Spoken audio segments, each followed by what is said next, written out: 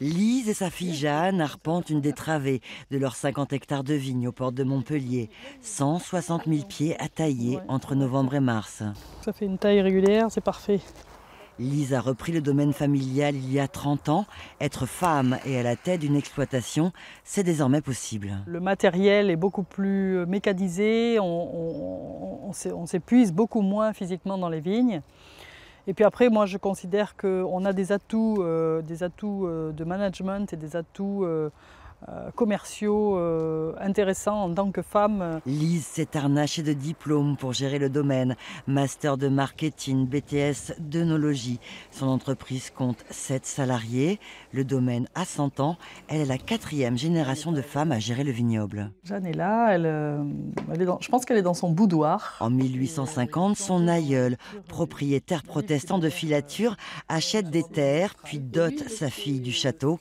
Celle-ci garde la tête financière du domaine, transmet à sa fille, la grand-mère de Lise.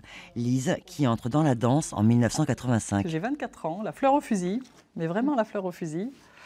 Je m'embarque, je prends la propriété au décès de mon grand-père, en cohabitation avec ma grand-mère qui était trop contente que sa petite fille soit là et prenne la propriété.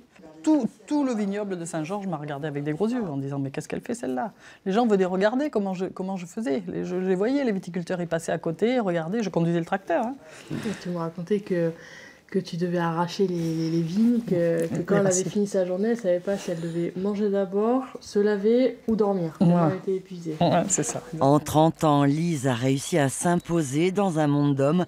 Mère de 3 enfants, sa passion de la vigne lui a coûté un mariage. Son rêve aujourd'hui, que sa fille reprenne le flambeau. Jeanne, titulaire d'un master, l'envisage. Il faut être fier de se dire qu'on est des femmes et qu'on arrive à diriger un domaine comme celui-ci, qu'à l'époque, on ne pouvait pas forcément avoir les moyens de diriger. En attendant, Lise développe le marché asiatique. Elle apprend le chinois et se rend souvent au pays du soleil levant et trinque à l'avenir des femmes.